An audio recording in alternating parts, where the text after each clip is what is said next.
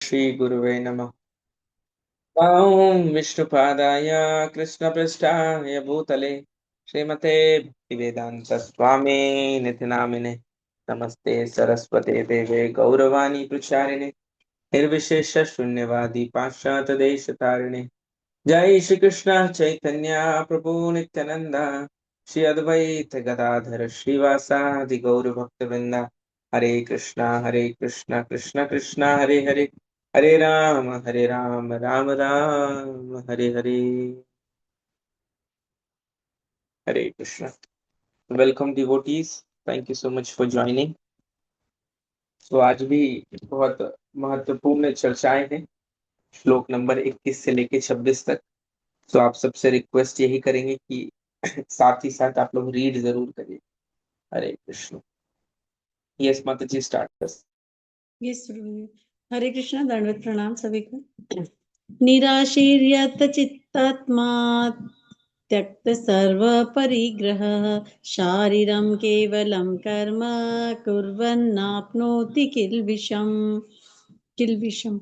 ऐसा ज्ञानी पुरुष पूर्ण रूप से संयमित मन। एक सेकंड प्रभु जी।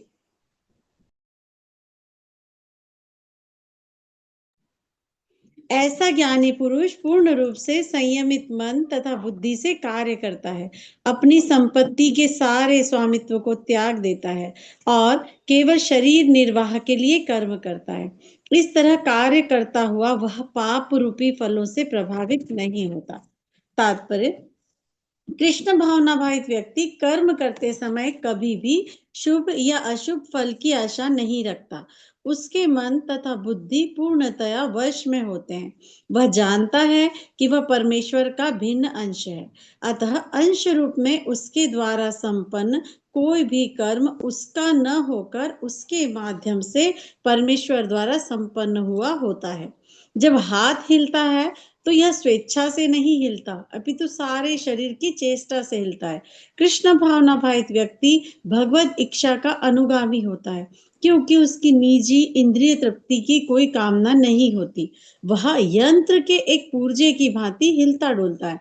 जिस प्रकार रखरखाव के लिए पुर्जे को तेल और सफाई की आवश्यकता पड़ती है, उसी प्रकार कृष्ण भावना भावित व्यक्ति कर्म के द्वारा अपना निर्वाह करता रहता है, जिससे वह भगवान की दिव्य प्रेमा भक्ति करने के लिए ठीक बना रहे। अतः वह अपने प्रयासों के फलों के प्रति निश्चेष्ट रहता है। पशु के समान ही उसका अपने शरीर पर कोई अधिकार नहीं होता। कभी कभी क्रूर स्वामी अपने अधीन पशु को मार भी डालता है, तो भी पशु विरोध नहीं करता, न ही उसे कोई स्वाधीनता होती है। आत्म साक्षात्कार में पूर्णतया तत्पर कृष्ण भावना भावित व्यक्ति के पास इतना समय नहीं रहता कि वह अपने पास कोई भौतिक वस्तु रख सके।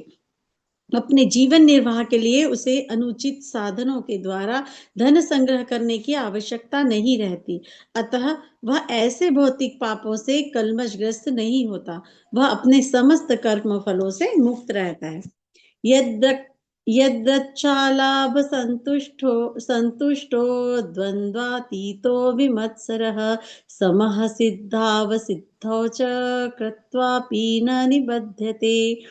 जो स्वतः होने वाले लाभ से संतुष्ट रहता है, जो द्वंद्व से मुक्त है और ईर्ष्या नहीं करता, जो सफलता तथा असफलता दोनों में स्थिर रहता है, वह कर्म करता हुआ भी कभी बंधता नहीं।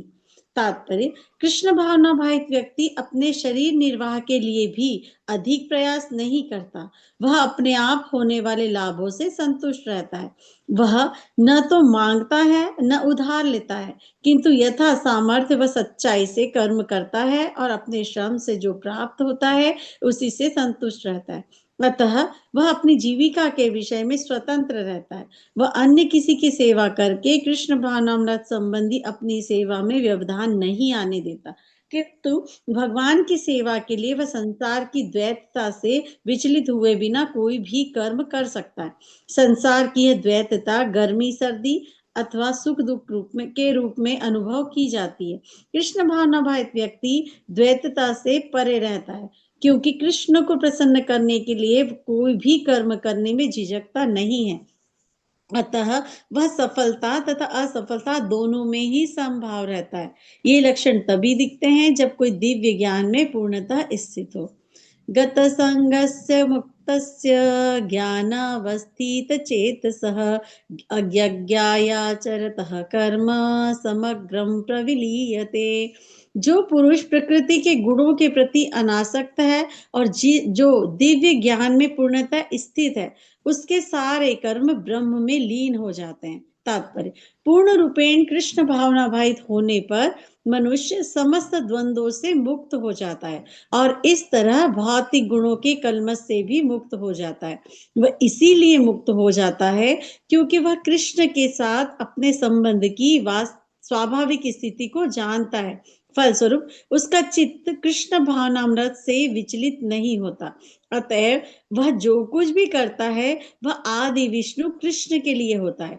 अतः उसका सारा कर्म यज्ञ रूप होता है, क्योंकि यज्ञ का उद्देश्य परम पुरुष विष्णु अर्थात कृष्ण को प्रसन्न करना है। ऐसे यज्ञमय कर्म का फल निश्चय ही ब्रह्म में विलीन हो जाता है और मनुष्य को कोई भौतिक फल नहीं भोगना पड़ता। ब्रह्मार्पणं ब्रह्म हविर्ब्रह्माग्नो ब्रह्मणाहुतं ब्रह्मेव तेन गंतव्यम ब्रह्म कर्म समाधिना।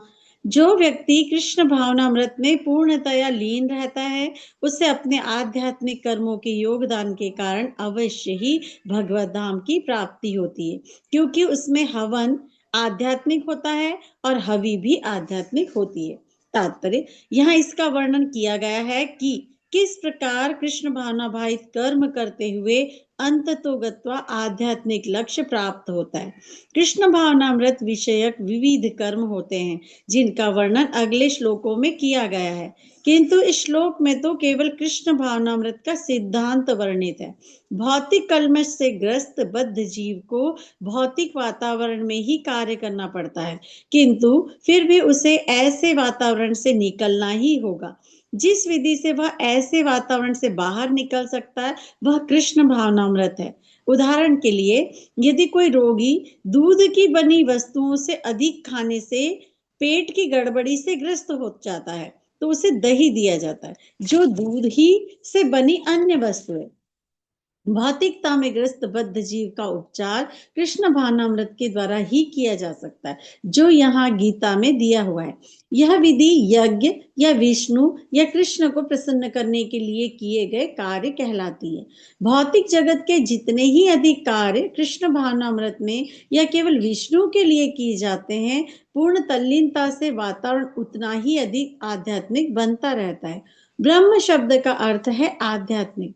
भगवान आध्यात्मिक है और उनके दिव्य शरीर की किरणें ब्रह्म ज्योति कहलाती है। यही उनका आध्यात्मिक तेज है। प्रत्येक वस्तु इसी ब्रह्म ज्योति में स्थित रहती है, किंतु जब यह ज्योति माया या इंद्रिय तृप्ति द्वारा आच्छादित हो जाती है तो यह भौतिक ज्योति कहलाती है। यह भौतिक आवरण कृष्ण भावनामृत द्वारा तुरंत हटाया जा सकता है। अतएव कृष्ण भावनामृत के लिए अर्पित हवि, ग्रहण करता, हवन होता तथा फल, ये सब मिलकर ब्रह्म या परम सत्य है। माया द्वारा आच्छादित परम सत्य पदार्थ कहलाता है। जब यही पदार्थ परम सत्य के निमित्त प्रयुक्त होता है तो इसमें फिर से आध्यात्मिक गुण आ जाता है। कृष्ण भावनामृत मोह जनित चेतना को ब्रह्म या परमेश्वर उन्मुख करने की विधि है। जब मन कृष्ण भावनामृत में पूरी तरह निमग्न रहता है तो उसे समाधि कहते हैं। ऐसी दिव्य चेतना में संपन्न कोई भी कार्य यज्ञ कहलाता है। आध्यात्मिक चेतना की ऐसी स्थिति आध्यात्मिक चेतना की ऐसी स्थिति में होता हवन, अग्नि, यज्ञ करता तथा अंतिम फल, यह सब ब्रह्म में एकाकार हो जाता है। यही कृष्ण भावनामृत की विधि है। दैवमेवापरे यज्ञं योगिनः पर्युपासते ब्रह्म अग्नावर परे यज्ञं यज्ञेनेव जुह्यति। कुछ योगी विभिन्न प्रकार के यज्ञों द्वारा देवताओं की भली भांति पूजा करते हैं और कुछ पर ब्रह्म रूपी अग्नि में आहुति डालते हैं। तात्पर्य, जैसा कि पहले कहा जा चुका है, जो व्यक्ति कृष्ण भावनाभावित होकर अपना कर्म करने में लीन रहता है वह पूर्ण योगी है। किंतु ऐसे भी मनुष्य हैं जो देवताओं की पूजा करने के लिए यज्ञ करते हैं और कुछ परम ब्रह्म या परमेश्वर के निराकार स्वरूप के लिए यज्ञ करते हैं। इस तरह यज्ञ की अनेक कोटियां हैं। विभिन्न यज्ञकर्ताओं द्वारा संपन्न यज्ञ की ये कोटियां केवल बाह्य वर्गीकरण है। वस्तुतः यज्ञ का अर्थ है भगवान विष्णु को प्रसन्न करना, और विष्णु को यज्ञ भी कहते हैं। विभिन्न प्रकार के यज्ञों को दो श्रेणियों में रखा जा सकता है: सांसारिक द्रव्यों के लिए यज्ञ, जिसे द्रव्य यज्ञ, तथा दिव्य ज्ञान के लिए किए गए यज्ञ, ज्ञान यज्ञ। जो कृष्ण भावना भावित हैं, उनकी सारी भौतिक संपदा परमेश्वर को प्रसन्न करने के लिए होती है। किंतु जो किसी क्षणिक भौतिक सुख की कामना करते हैं, वे इंद्र, सूर्य आदि देवताओं को प्रसन्न करने के लिए अपनी भौतिक संपदा की आहुति देते हैं। किंतु अन्य लोग जो निर्विशेषवादी हैं, वे निराकार ब्रह्म में अपने स्वरूप को स्वाहा कर देते हैं। देवतागण ऐसी शक्तिमान जीवात्माएं हैं जिन्हें ब्रह्मांड को ऊष्मा प्रदान करने, जल देने तथा प्रकाशित करने जैसे भौतिक कार्यों की देखरेख के लिए परमेश्वर ने नियुक्त किया है। जो लोग भौतिक लाभ चाहते हैं, वे वैदिक अनुष्ठानों के अनुसार विविध देवताओं की पूजा करते हैं। ऐसे लोग भविष्यवादी कहलाते हैं। किंतु जो लोग परम सत्य के निर्गुण स्वरूप की पूजा करते हैं और देवताओं के स्वरूपों को अनित्य मानते हैं, वे ब्रह्म की अग्नि में अपने आप की आहुति दे देते हैं और इस प्रकार ब्रह्म के अस्तित्व में अपने अस्तित्व को समाप्त कर देते हैं। ऐसे निर्विशेषवादी परमेश्वर की दिव्य प्रकृति को समझने के लिए दार्शनिक चिंतन में अपना सारा समय लगाते हैं। दूसरे शब्दों में, सकाम कर्मी भौतिक सुख के लिए अपनी भौतिक संपत्ति का यजन करते हैं, किंतु निर्विशेषवादी पर ब्रह्म में लीन होने के लिए अपनी भौतिक उपाधियों का यजन करते हैं। निर्विशेषवादी के लिए यज्ञाग्नि ही पर ब्रह्म है, जिसमें आत्मस्वरूप का विलय ही आहुति है। किंतु अर्जुन जैसा कृष्ण भावना भावित व्यक्ति कृष्ण को प्रसन्न करने के लिए सर्वस्व अर्पित कर देता है। इस तरह उसकी सारी भौतिक संपत्ति के साथ साथ आत्मस्वरूप भी कृष्ण के लिए अर्पित हो जाता है। वह परम योगी है, किंतु उसका पृथक स्वरूप नष्ट नहीं होता। हरे कृष्ण। हरे कृष्णा। तो माता जी 26 भी पढ़ना है अपने को। 26 ओके। एक श्रोत्रादीनीन्द्रियाण्यन्ये संयमाग्निषु जुह्यति शब्दादीन् विषयान्यन्य इंद्रियाग्निषु जुह्यति। इनमें से कुछ विशुद्ध ब्रह्मचारी श्रवण आदि क्रियाओं तथा इंद्रियों को मन की नियंत्रण रूपी अग्नि में स्वाहा कर देते हैं, तो दूसरे लोग नियमित गृहस्थ इंद्रिय विषयों को इंद्रियों की अग्नि में स्वाहा कर देते हैं। तात्पर्य, मानव जीवन के चारों आश्रमों के सदस्य ब्रह्मचारी, गृहस्थ, वानप्रस्थ तथा सन्यासी पूर्ण योगी बनने के निमित्त है। मानव जीवन पशुओं की भांति इंद्रिय तृप्ति के लिए नहीं बना है। अतएव मानव जीवन के चारों आश्रम इस प्रकार व्यवस्थित है कि मनुष्य आध्यात्मिक जीवन में पूर्णता प्राप्त कर सके। ब्रह्मचारी या शिष्यगण प्रामाणिक गुरु की देखरेख में इंद्रिय तृप्ति से दूर रहकर मन को वश में करते हैं। वे कृष्ण भावनामृत से संबंधित शब्दों को ही सुनते हैं। श्रवण ज्ञान का मूलाधार है, अतः शुद्ध ब्रह्मचारी सदैव हरे नामानुकीर्तनम अर्थात भगवान के यश के कीर्तन तथा श्रवण में ही लगा रहता है। वह सांसारिक शब्द ध्वनियों से दूर रहता है और उसकी श्रवण इंद्रिया हरे कृष्ण की आध्यात्मिक ध्वनि को सुनने में ही लगी रहती है। इसी प्रकार से गृहस्थ भी, जिन्हें इंद्रिय तृप्ति की सीमित छूट है, बड़े ही संयम से इन कार्यों को पूरा करते हैं।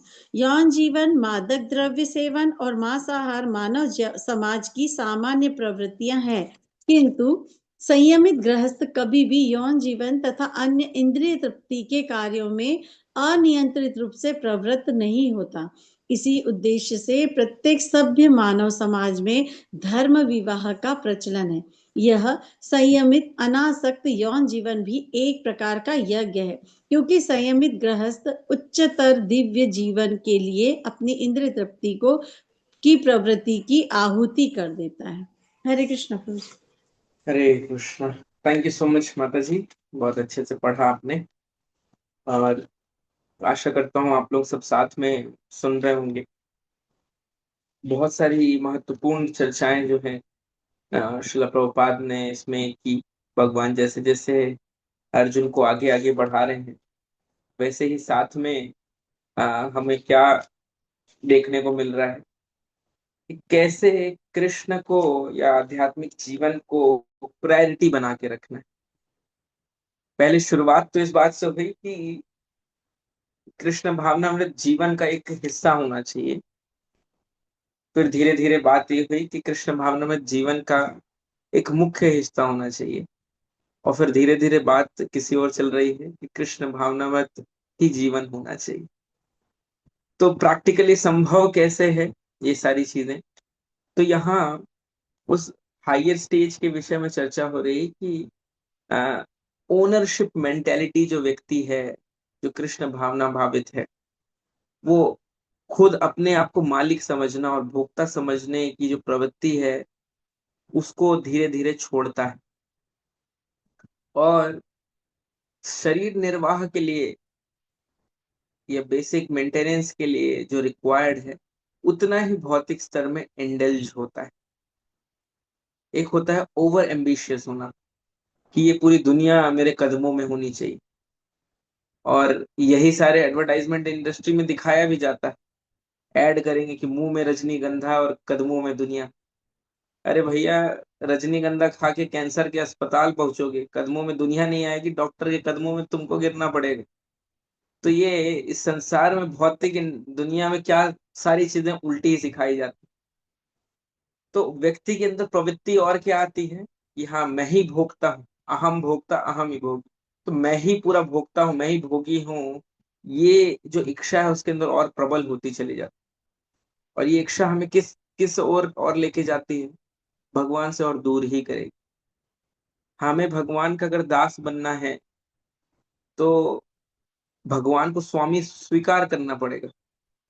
ऐसा नहीं हो सकता कि भगवान को हम स्वामी स्वीकारे ना और हम भगवान के दास बन जाएं। फिर कैसे दास? फिर तो हम इंद्रियों के दास बनेंगे, भगवान के दास नहीं। तो कृष्ण को स्वामी समझना जरूरी है। तो जो व्यक्ति है वो क्या करता है, वो अपना पूरा प्रयास करता है कि स्वतः होने वाले जो लाभ हैं, उसके कर्मों के हिसाब से उसको जो रिजल्ट्स मिलने वाले हैं उसमें ही वो खुश रहता है। ओवर एंडेवर, अथक ऐसा प्रयास, जैसे पहाड़ को तोड़ देने वाला प्रयास जो होता है।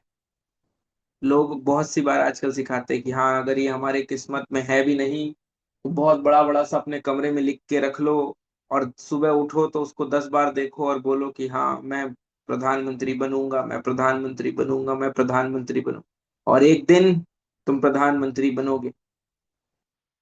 तो ये सपने दिखाए जाते हैं।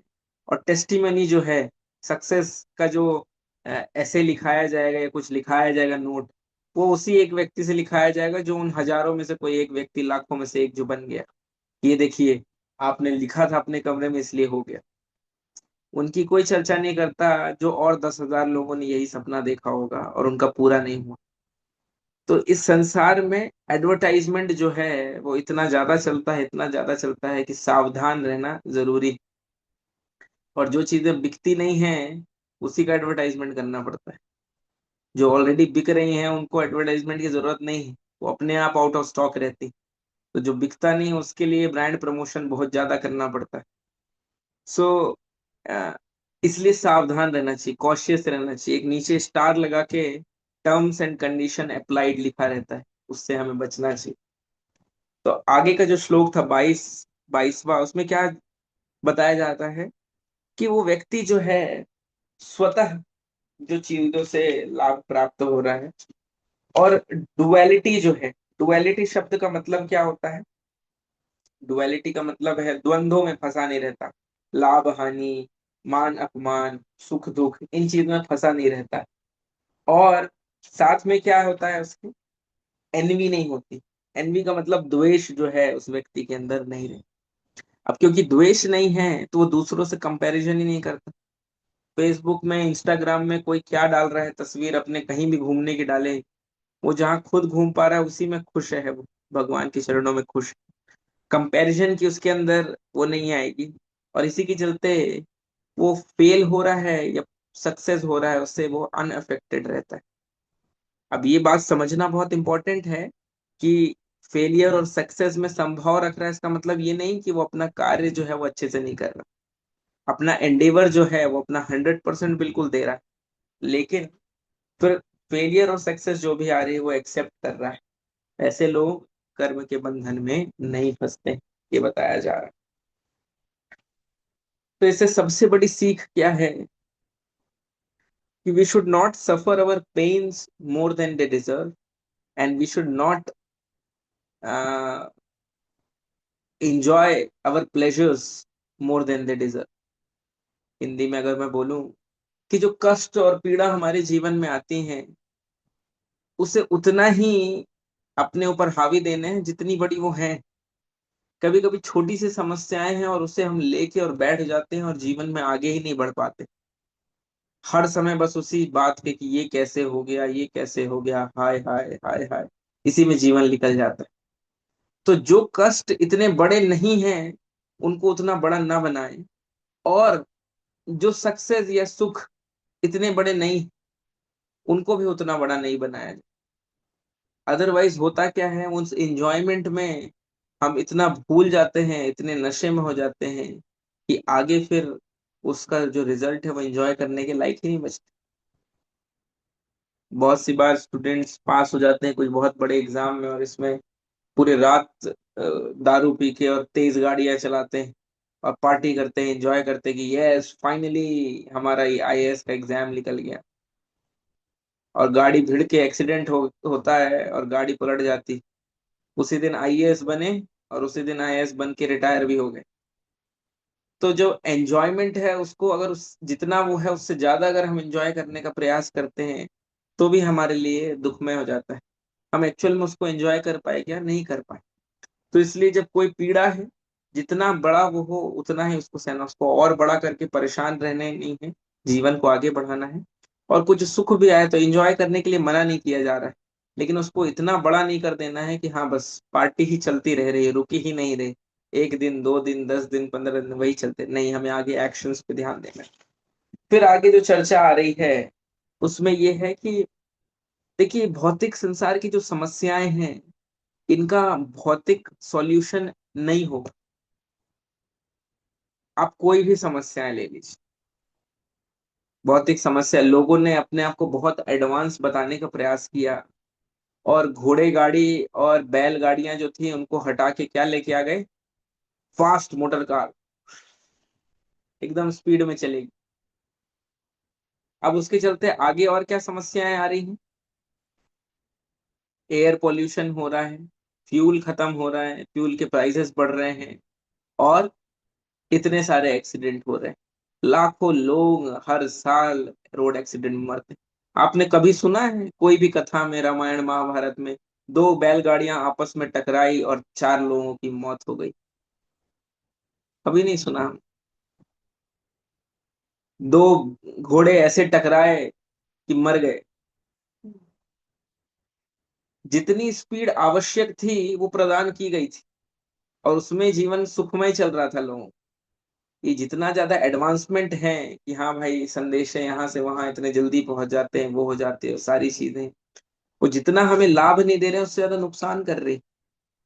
बढ़िया मिट्टी के घड़े में हम पानी पिया करते थे, आज फ्रिज लगा के, उसके बाद फिर ग्लोबल वार्मिंग, एसी लगा के, और दूसरी समस्याएं इतनी सारी। और अब समस्या क्या हो गई है कि पालन करना मुश्किल हो रहा है उन वैदिक सिद्धांतों। अगर चारों लोग आजू बाजू एसी लगाए हो तो नॉर्मली टेम्परेचर इतना राइज होते चला जा रहा है कि वो पेड़ के नीचे जो ठंडी हवा आती थी वो मिलना ही बंद हो रही। क्योंकि पेड़ काट के तो आपने गोदरेज का फर्नीचर बनवा लिया, गोदरेज इंटीरियर, तो कहाँ बचती जा रही है चीजें। तो हम जितना ही इस भौतिक संसार में कह रहे हैं कि जितनी भी इंडस्ट्रियल रेवोल्यूशन और ये सारी चीजें हो रही हमारी समस्याओं को कम कर रही हैं, एक्चुअल में समस्याएं को बढ़ा रहे। वैदिक काल में अ, हो सकता है कि इस दृष्टि से फैसिलिटीज कम दिखें, लेकिन जो मेन पर्पस लाइफ का होता था वो सबको ही उसमें अव्वल रहते थे। हर एक व्यक्ति 8 बजे अपनी खाट बिछा के सो जाता था। ये जो खाट है, खटिया, ये वेंटिलेटेड रहती थी, नीचे से भी हवा आती है उसमें। और ये जो मेमोरी फोम आजकल इतना ज्यादा लोग चला रहे हैं, ऑलरेडी आपके स्पाइन का शेप ले लेती थी वो जो खाट। और प्लास्टिक से नहीं बनी हुई होती थी वो, रस्से से बनी हुई थी, तो कॉटन के रस्सों से बनी हुई होती।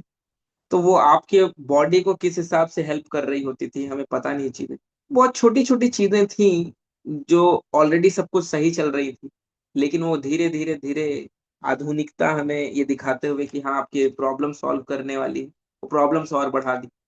हर एक व्यक्ति अपनी खाट बाहर घर के बाहर निकाल के चांद के नीचे बढ़िया सोता था। एक आदमी कोई है वो रामायण और महाभारत पढ़ रहा होता था, और वही सुनते सुनते लोग सो जाया करते थे। ये कहानियां थी। अब क्या है, आदमी अपने रील्स स्क्रॉल करके, न्यूज चैनल की न्यूज सुन के, चैन से सोना है तो जाग जाओ, भाग रहा है दौड़ रहा है एक लुटेरा, सिलिकॉन सिटी में बच्चों के कर रहे हैं क्या किडनैपिंग, आप सब अपने बच्चों का ध्यान रखें। अब कहाँ से नींद आएगी उसको? तो व्यक्ति जितना गॉडलेस होते चले जा रहा है, वो उतना और घातक और परेशानीदायक होते चले जा रहा है।